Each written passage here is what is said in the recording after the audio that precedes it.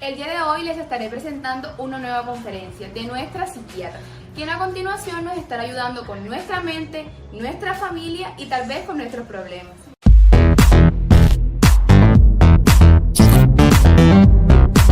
Yo quiero ser un buen padre, yo quiero ser una buena madre. Primero, analiza cómo fueron tus padres contigo y cómo recibiste tú eso. Es decir, ¿tú te sentías querido por tus padres? ¿Tú te sentías querido por tus amigos? ¿Te sentías parte de un grupo de amigos?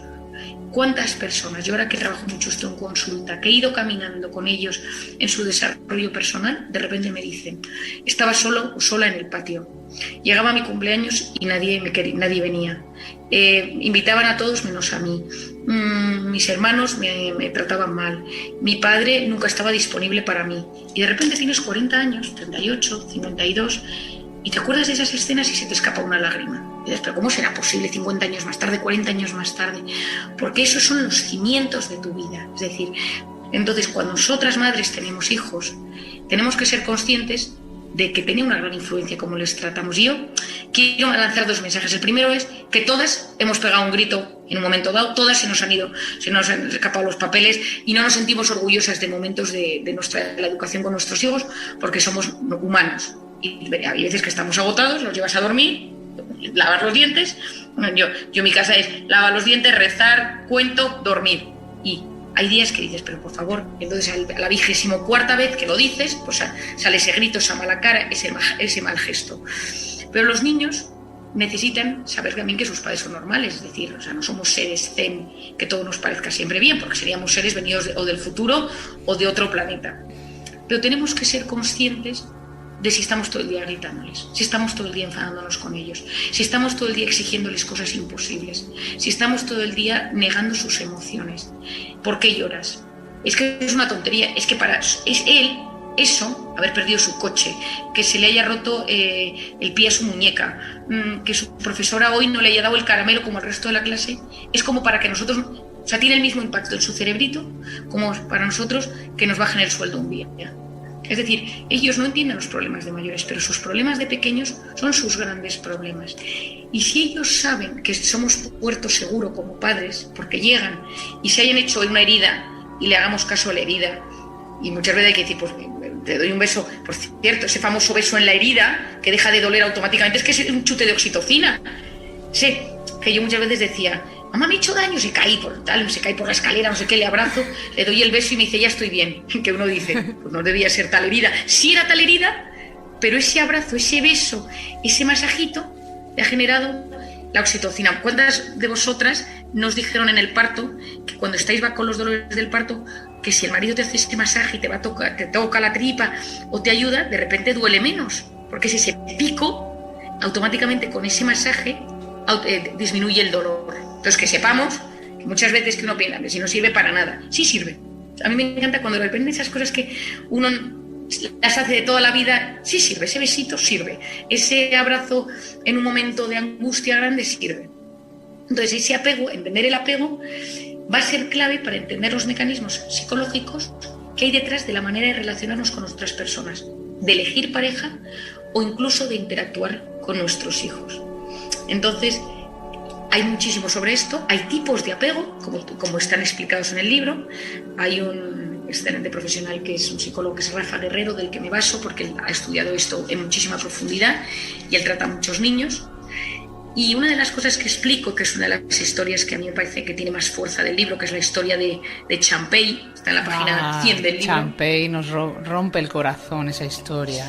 ¿Sabes que brutal. Yo lloré cuando la volví a leer el libro en la revisión, porque es de las primeras historias que estaba escrita, me eché a llorar yo a lágrima viva de mi propio cuento, de mi propia historia. Digo, ¿cómo es posible? Yo también lloré con esa historia. Cuéntale un poquito a Malas Madres. Pues alguna de vosotras sabrá que cuando terminé medicina me fui a Camboya a sacar niñas de la prostitución infantil. Es algo que cambió mi vida, fue un punto de inflexión, porque vi el mundo de la prostitución, de la sexualidad, el mundo oscuro, ¿no? Es como si te vas a la parte oscura de la vida, el mundo. Esas cosas que te hacen tambalearte, y yo me tambaleé como persona, había días que lloraba por historias terribles, ¿no? Y entonces yo trabajaba con una mujer que se llama Somal Imam, que fue primero príncipe de Asturias en el año 98, Y Somali me llevaba a centros donde tenía niñas que había rescatado de la prostitución o del tráfico de personas, pero eran niñas muy pequeñas, estamos hablando de niñas de 12, 13, 14 años. Y entonces el caso de Champey es una niña que fue violada en repetidas ocasiones, que fue metida en un prostíbulo donde estaba dentro de una jaula y entraban los hombres y ella no respondía. Entonces hay una historia importantísima en el apego. Hay varios investigadores del apego a lo largo de la historia, John Bowlby, Mary Ainsworth, que son personas que han investigado el apego desde un punto de vista científico. Y una de las cosas que se ha observado es que los niños abandonados, los niños que tienen miedo, cuando se sienten indefensos, se ponen en posición fetal, como se pone un bebé cuando nace, ¿no? Esa posición fetal que todos conocemos. Entonces, cuando yo fui a conocer a Champey, al centro donde había sido rescatada, me encontré con una niña con la mirada completamente vacía. No había nada detrás de esos ojos. Nunca me ha pasado, nunca lo he vuelto a ver. Y había la nada. Y estaba en posición fetal, balanceándose para adelante y para atrás. Y entonces Somali, la activista camboyana, me había dicho, lleva semanas en una esquina, le dejamos un plato de comida, no se deja tocar, no se deja nada, ¿no? Entonces me dijo, a ver si me puedes ayudar. Pues a mí no se me ocurría nada, ¿no? Pero paramos en un puestecillo antes de llegar al centro donde vendían gomas de pelo, cepillos, y compré varias cositas y me acerqué a ella, me senté a su lado y le señalé, porque no hablaba, ya del trauma había perdido el habla, le enseñé el peine y le pregunté suavemente si me dejaba peinarla. Y mi mensaje no verbal era, te toco sin herirte. O sea, soy la primera persona que te voy a tocar sin hacerte daño. A ti cada vez que alguien se ha acercado ha sido para hacerte daño. Y tu piel, que están todos los receptores de la piel hiperrelacionados con la oxitocina, están todos dañados. Entonces empecé a peinarla y me sentaba a su lado y de vez en cuando le rozaba la mano. Y me quedé horas, estuve ahí ratos, hasta el día que me marché porque iba al siguiente centro, ¿no? Y me acuerdo, y es una escena que la tengo grabada, yo subida al coche y viéndola al fondo sentada, que yo me despedía con la mano, se saludando y diciéndole adiós, adiós y tal, y ella sentada, y yo con el corazón encogido y de repente veo que se levanta y empieza a caminar. Bueno, es que te lo estoy diciendo ahora y me echo a llorar. Yo me estoy emocionando. Y se me acercó al coche, me bajé del coche y entonces se abrazó a mí. Y yo, que no sabía qué hacer, porque hay cosas en la vida que da igual que sea psiquiatra, madre, psicólogo o cum laude en lo que sea. Y se me quedó mirando y me dijo, gracias, te prometo. O sea, me eché a llorar como una magdalena y abrazada a ella, y yo decía, bueno, se ha generado el punto de inflexión, ¿no? Y a raíz de eso organizamos un programa para que una persona con la que ella se sentía muy vinculada, todos los días le hiciera un masaje en las manos, le hiciera un masaje en el cuello y se dejara tocar. Entonces esta historia que te enseñó tanto esa historia, ¿no, Marian? Bueno, me enseñó porque me di cuenta que cuando una persona ha sido dañada, no sabe recibir afecto, no sabe pedir afecto y se aísla. Y me inspiró y lo guardé siempre en mi cabeza como diciendo, dentro de unos años de esto tengo que sacar algo más. O sea, son esas cosas que ves, te dices, ahora mismo no sé gestionarlo, no sé transmitirlo, pero sé que esto es algo y que llegará un momento que de aquí yo lance una historia, haga una terapia o escriba un libro. Entonces, efectivamente, el maltrato que más perjudica, lógicamente, es tratar mal, que es maltratar. Te pego, te humillo, no te escucho, te hago el vacío, o te toco mal. O sea, es que para mí como te tocan es clave. Ahora, es decir, en la infancia, tocar a un bebé, que hay mucha gente que le cuesta tocar. O sea, entonces todas conocemos gente, o si no somos nosotras mismas, que de repente nos vienen a abrazar y nos cuesta. Yo no soy de esas porque yo soy como un poquito pegajosa, ¿no? Pero hay gente que tú notas que le estás dando un abrazo y que la estás sacando de su zona de confort. Hay gente que en pandemia ha estado contenta de no tener que abrazar y tocar. Es así. Para mí era un drama absoluto, ¿no? Yo tenía la suerte que tenía a mi pequeño, que algún día le haré sus receptores de oxitocina, que le he desgastado en la pandemia, de tanto abrazar. Yo también. Ahora digo que es muy intensa, pero normal. Si es que, ¿sabes? Digo, está todo el rato pegada a mí, normal. Normal, pero y esto lo explica muy bien Rafa Guerrero en su libro, cuanto más les tratas con cariño y cercanía en la infancia, más de independencia sana tendrán en la edad adulta. Si tú pretendes que sean independientes desde que tienen 2 años y vayan solos y no te pidan nada y no necesiten nada, ojo, cuidado, porque son personas que en la edad adulta no saben recibir ayuda, no saben pedir ayuda. Entonces, a veces no pasa nada por decir, oye, es que necesito estar con ellos. Yo, de hecho, una de las cosas que hago en casa, he decidido que yo tengo un hijo que sufrió unas quemaduras y estuvo muy malito. y una de las cosas que sucedió es que siempre decía yo solito. Lo primero que aprendí a decir después de mamá, papá era yo solito. Es decir, y a mí, yo ya con mis pequeños conocimientos en ese momento sabía que era lo contrario. La gente decía, qué suerte, qué independiente, se viste solo, esto de nada, no, se quita el pañal, se no sé qué. No. Yo sabía que eso no era bueno, porque era un mecanismo de defensa. O sea, tú te acercabas y decías, no, ¿quieres que te dé de comer? Yo solito. Entonces, una de las cosas que hice para tratar todo su tema de las quemaduras fue, poco a poco, me ha costado muchísimo, o sea, es masajearle. Yo he comprado un aceite de estos de caléndula que recomiendan y todas las noches, mientras les cuento el cuento, le hago un masaje en las manos, que es donde se quemó y donde tiene las lesiones. Entonces, él le encanta y es su ratito y aprendió a relajarse y entonces ahora ya es otra lapa, ¿no? Ya otra lapa en la familia. Pero que enseñemos a nuestros hijos. Y a veces si nos cuesta, que si por la noche estás con ellos, cógeles de la mano, tócales un poco. Las manos es un sitio súper bueno, incluso los pies, si no te produce tal, pues no te da un poco de dentera. Mientras te escucho, Marian, se me vienen a la cabeza dos cosas. Por un lado, que queremos ser todas las madres vitaminas, como tú dices en el libro. Y ahí entonces, claro, por un lado está, cuando son pequeños, ese debate entre dejarles llorar, atenderles siempre, el debate entre sobreproteger y mimar, que tú nos digas un poco dónde estamos. Y luego por otro lado, porque como a mí me encanta tu visión de las madres vitaminas, de lo que cuentas, que aparte yo también leí mucho sobre Winnicott, sobre ser una madre suficientemente buena, cuando realmente a lo mejor no lo hemos hecho bien, porque no hemos tenido el conocimiento, porque venimos influenciadas por la educación que nos han dado y por cómo hemos sido amadas nosotras mismas. Como tú eres de las que no hace sentir culpable, decir, por un lado, ¿qué hacemos si estamos en la fase? Porque las malas madres que nos escuchan, hay malas madres que están en la fase de apego, de crianza, y entonces cómo se debaten entre sobreproteger y mimar, y luego cuando si a lo mejor son más grandes los niños y sentimos que a lo mejor ese apego no ha sido tan consciente o tan sano, ¿cómo hacer ahora que son un poco más mayores? ¿Qué nos dices aquí como consejo en estas dos fases? A ver, yo creo que lo primero es saber que es lógica esa duda y que no siempre la solución es la correcta. Yo que más o menos sé del tema, hay mil veces que digo, ay, bueno, pero cuando son pequeñines, sobreproteger a veces es adelantarte a sus necesidades. Entonces, en el cerebro hay dos zonas súper importantes. Una es la corteza prefrontal, que es la zona que me ayuda a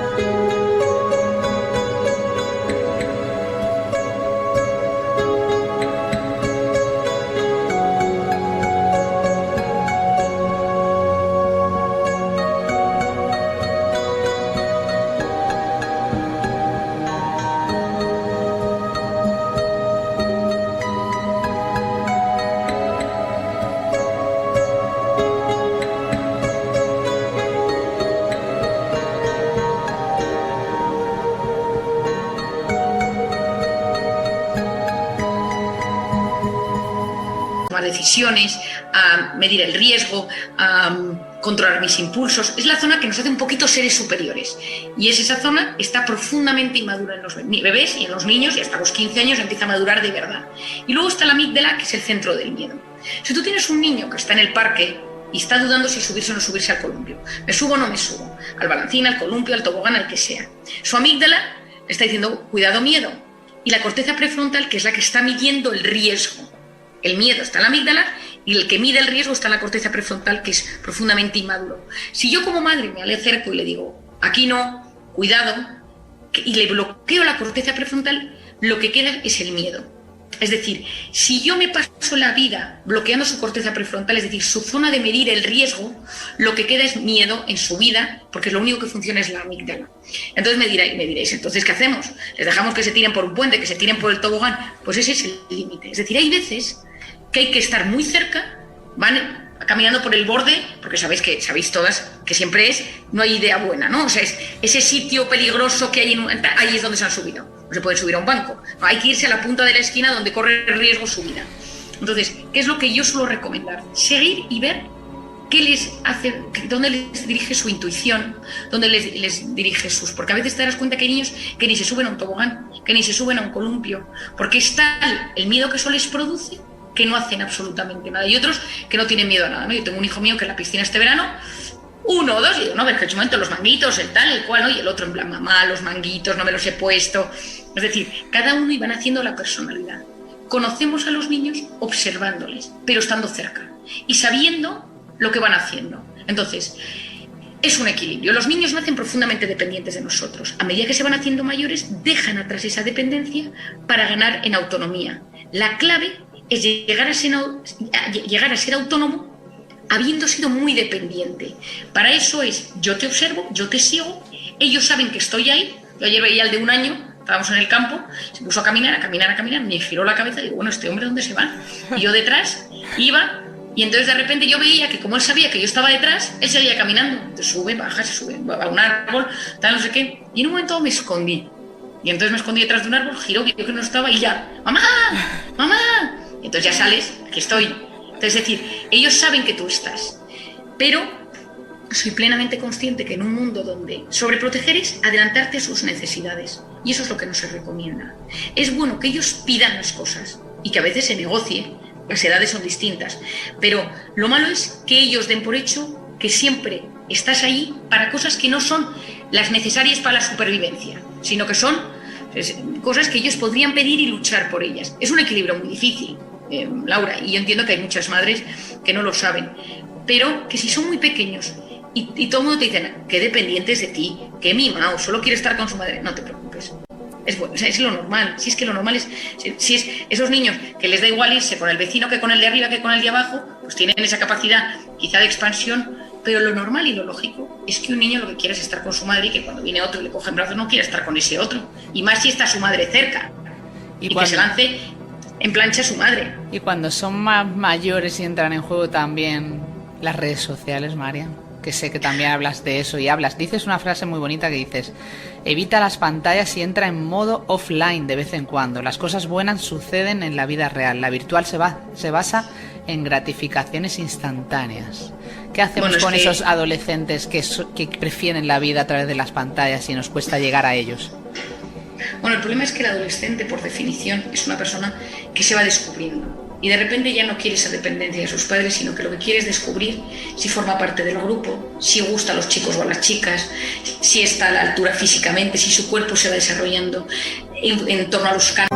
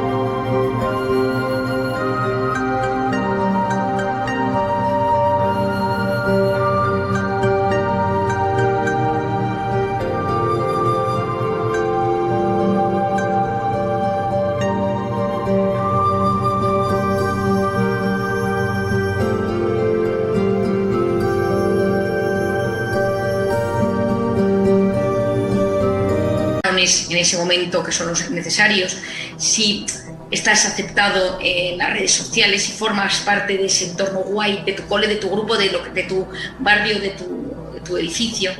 Entonces es un momento de crisis para muchos de ellos y es un momento donde todos, inclusive estoy segura de las que me estáis escuchando, que somos conscientes en algún momento a los 14, los 15, los 18 o a los 22, pero que uno diga, ay, de repente esa época de mi vida no la recuerdo muy buena, porque es algo muy frecuente, es un momento complicado. ¿Qué pasa? Que la red social te da una gratificación instantánea y es como una tragaperras emocional. Si tú te sientes solo, y tú eres un adolescente de 15 años, que estás ahí, que no te acabas de gustar, que tu voz ha cambiado, o que físicamente eres una chica y tu cuerpo no te está encantando porque eras ideal de cuerpetín y ahora de repente te has empezado a desarrollar y no te ves. La gratificación instantánea, ese tragaperras emocional, clonk, clonk, no te preocupes, estoy aquí, hay un grupo, me meto en las redes sociales, maqueo, photoshopeo mis fotos y entonces tengo tantos likes. Entonces mi identidad está más en base a lo que me dicen las redes sobre mí que lo que yo pienso sobre mí. Entonces ese momento tan importante de identidad, de crecimiento personal, se ve apagado porque las redes tienen mucha más importancia. ¿Qué recomiendo yo? Que todo lo que podamos evitar las redes en esos momentos lo hagamos. Es muy difícil porque estos ya tienen el teléfono en su casa, pero que no duerman con redes sociales, que los teléfonos se quedan fuera de la habitación, sufrirán pero te lo agradecerán. Yo tengo ahora varios chicos que de estos muy enganchados, que hemos hecho varias técnicas y que lo han agradecido. ¿Por qué? Porque el cerebro, la corteza prefrontal, se satura con mucha pantalla. En el boom de desarrollo de corteza prefrontal, en ese momento de la adolescencia, que es clave para controlar impulsos, para gestionar bien el mundo hormonal, el tema sexual, ¿no? Porque si no estamos en un mundo que nos perdemos, porque todo va a base de gratificación. La pornografía que está haciendo tantísimo daño a los jóvenes. Entonces tienes la pornografía, Instagram, YouTube, todo, y la corteza prefrontal deja de desarrollarse de forma adecuada. El cerebro del ser humano funciona con un mecanismo que se denomina use it or lose it, o lo usas o lo pierdes. Cuanto más estimulamos algo de nuestro cerebro desde fuera, véase Google Maps para orientarme, peor funciona la zona de orientación de mi cerebro. Si yo todo lo que utilizo para frenar mi angustia, para frenar mi rabia, para controlar mis impulsos es la pantalla, cuando yo necesite gestionarme a mí mismo sin pantalla no puedo. Imagínate que tú de repente eres de los que estás esperando para el autobús o utilizas la pantalla para relajarte y de repente te das cuenta que te has olvidado el teléfono. Pero te has olvidado el teléfono 20 minutos, que en 20 minutos te lo traen. Esos 20 minutos estás con ansiedad. Porque parece que no tienes el mecanismo rápido para aliviar esa ansiedad o estrés que te produce la vida. Y a los jóvenes hay que enseñarles a enfrentarse a la vida. Nosotros, y los jóvenes especialmente, pero nosotros también, cogemos el teléfono cuando estamos aburridos o estamos estresados. Y hay que enseñarle a los jóvenes, ojo, y nosotros también, a saber gestionar el aburrimiento, porque el aburrimiento es la cuna del asombro y de la creatividad. Cuando tú estás aburrido un rato, empieza a tener ideas. Oye, ¿y si hago esto? ¿Y si monto esto? ¿Y si llamo a este? ¿Y si...? Pero si no tienes aburrimiento, nunca crearás nada. O sea, nadie ha creado, ningún inventor, filósofo, Aristóteles, Platón, Newton, nadie ha creado nada en un momento frenético de hiperactivismo o delante de una pantalla. Todos lo han creado por debajo de un árbol viendo que caía una manzana, paseando por los jardines de Arquímedes en Atenas. Es decir, en un momento de pausa del cerebro, de repente, clink, se enciende la bombilla.